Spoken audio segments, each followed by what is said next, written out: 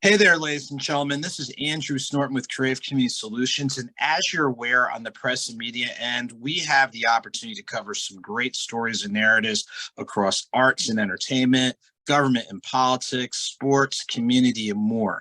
And today is no exception. To make sure to stay connected, make sure to visit us on the web at acenortonccs.com/blog, or just go to acenortonccs.com, click on articles and coverage, and you will find today's interview that we're doing.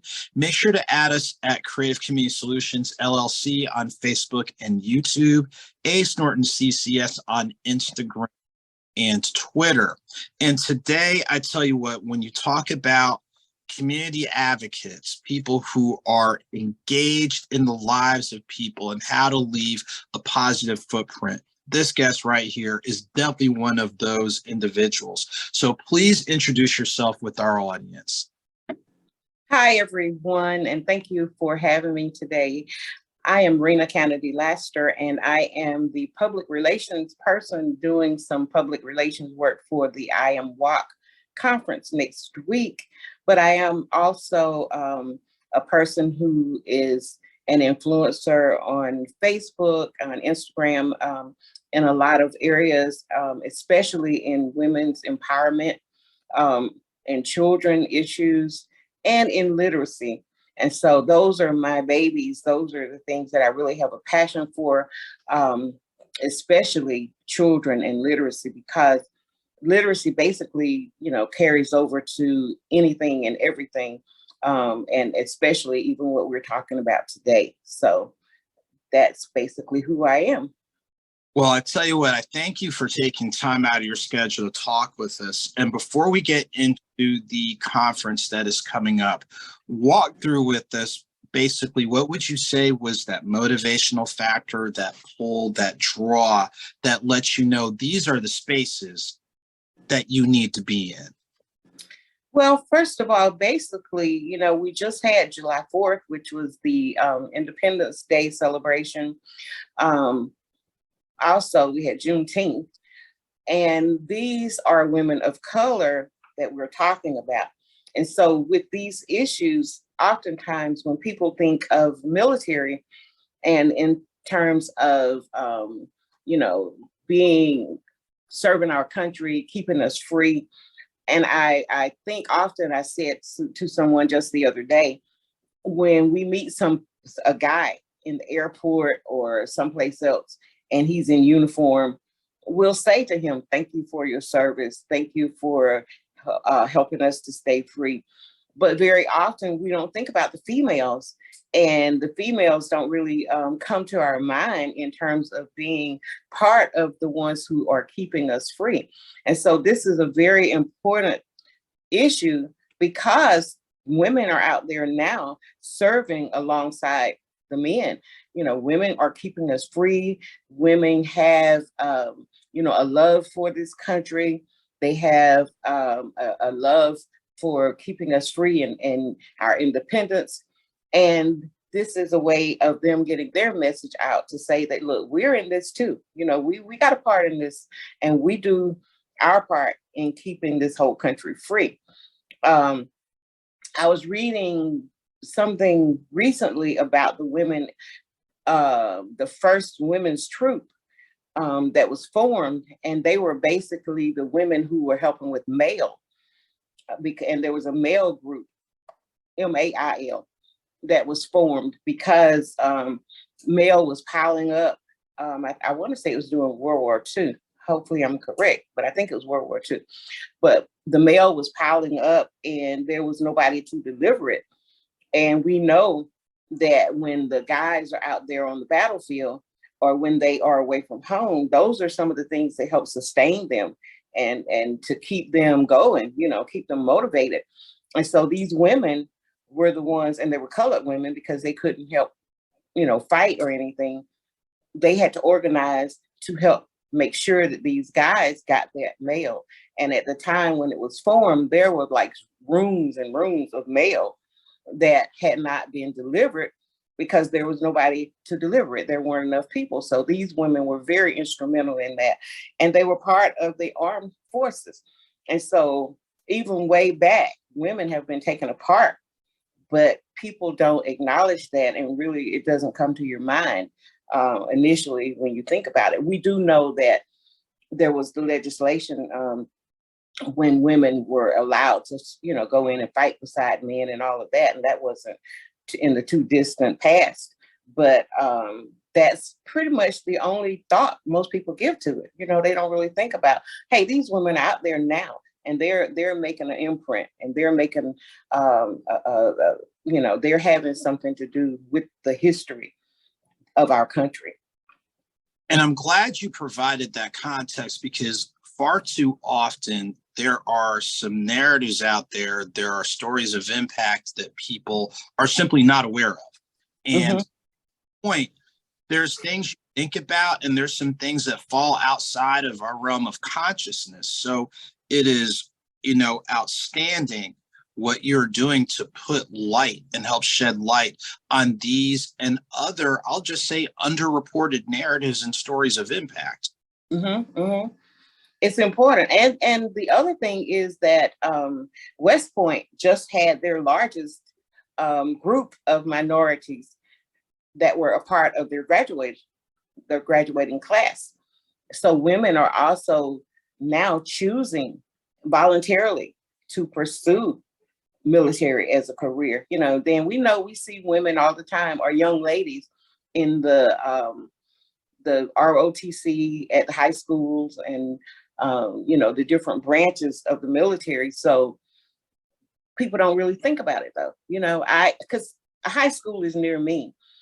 A lot of times when I'm riding home, I'll see the people out there. I'll see the young ladies and the young men marching together, but it never really clicked to say, these young ladies are going to be making a impression on the future of our country, and and how we stay free, and how we perpetuate what we believe in.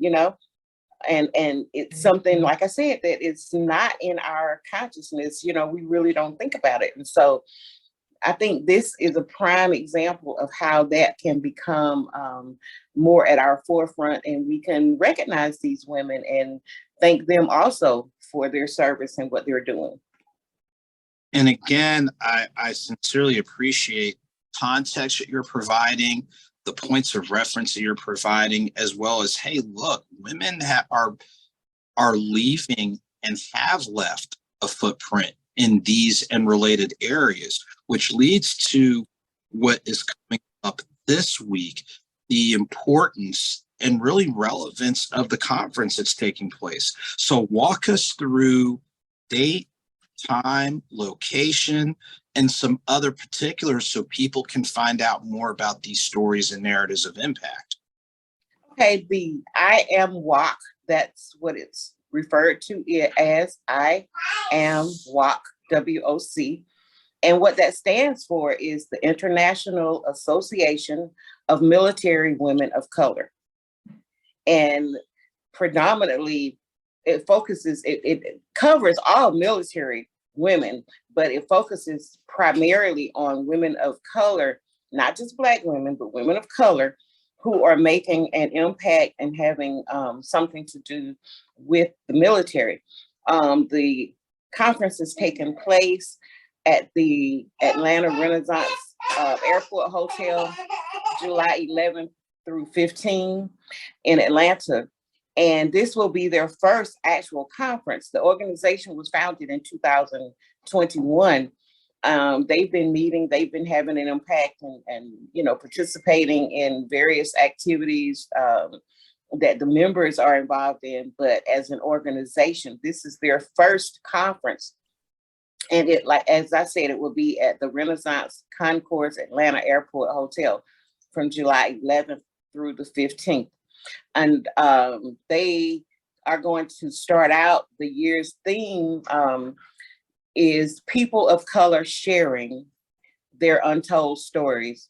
We have only just begun. And so that kind of plays into what we just talked about, the fact that nobody is really cognizant of what's going on with women having an impact. So the theme, as I said, is people of color sharing their untold stories. We have only just begun. And so the conference is going to start on the 11th with a keynote speech by Commander Sergeant Major, and she's retired, Cassandra Odom, and she will be talking about From Boots to Heels. And I thought that was a catchy title, from boots, the Army boots, to wearing heels. And so she's going to talk about that, and she's going to frame what they do in that context. And then they'll have workshops going on. They'll focus all the way from transitioning out of the military into civilian life, and they provide assistance with that. They provide mentoring and resources and things of that sort for women who are transitioning out of the military, as well as they're going to have talks about health, about Alzheimer's and other health issues, and a lot of other things. And then on Friday, they will have a gala,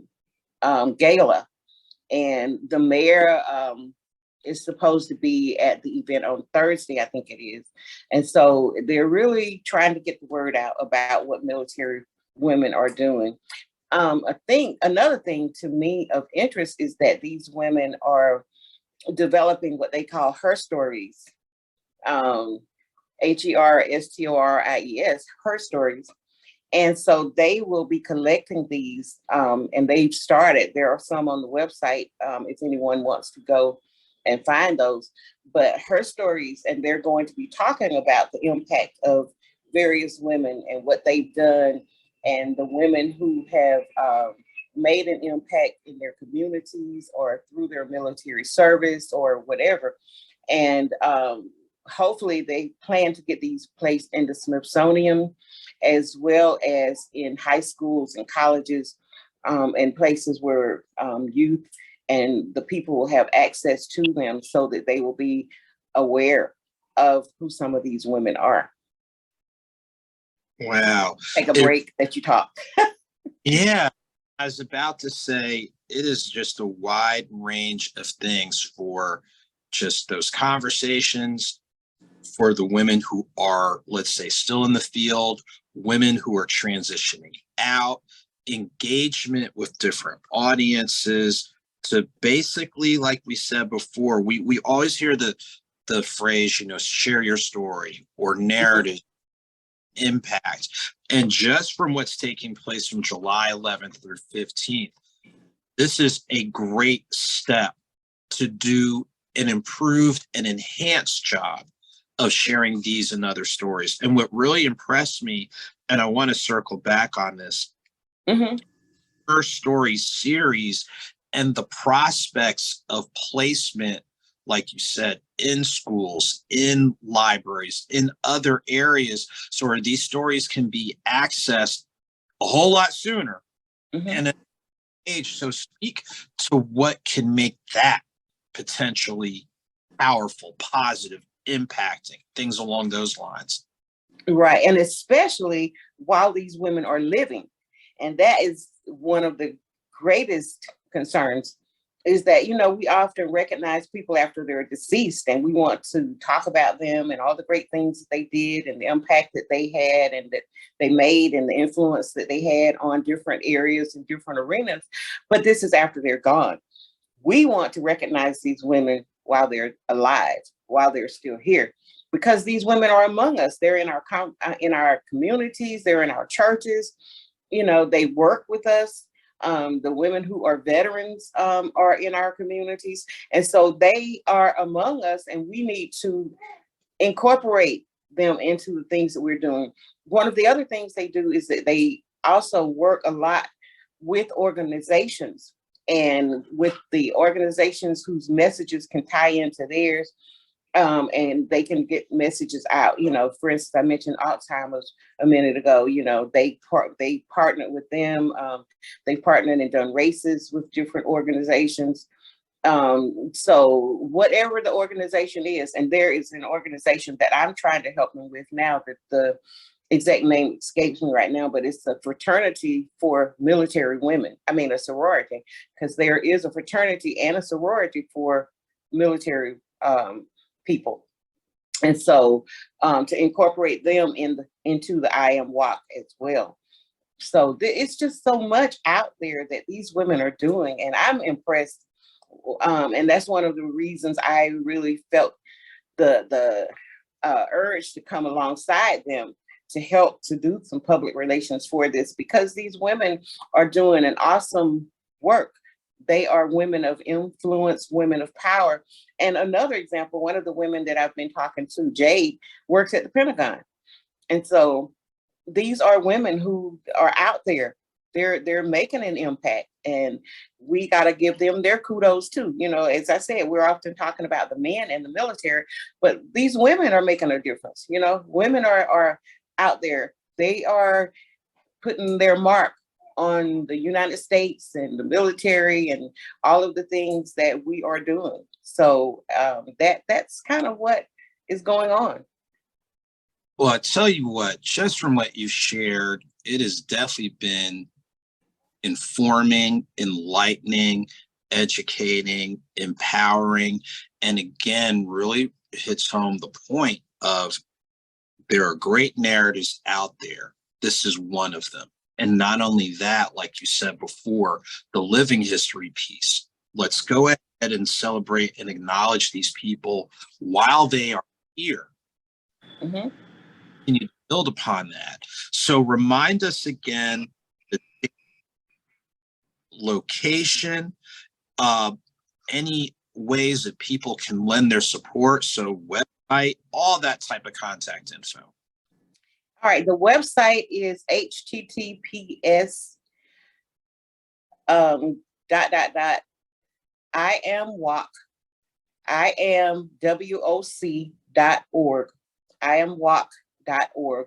And on this website, you'll find information about the organization, some of these her stories that they have started putting together, the focus and the mission.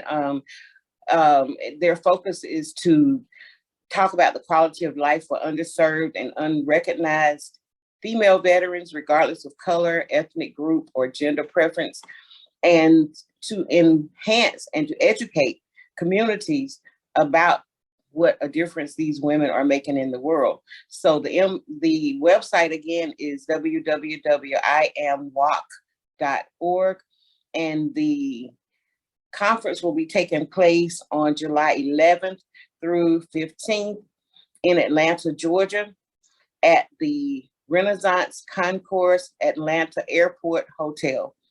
Renaissance Concourse Atlanta Airport Hotel, July 11th through 15th.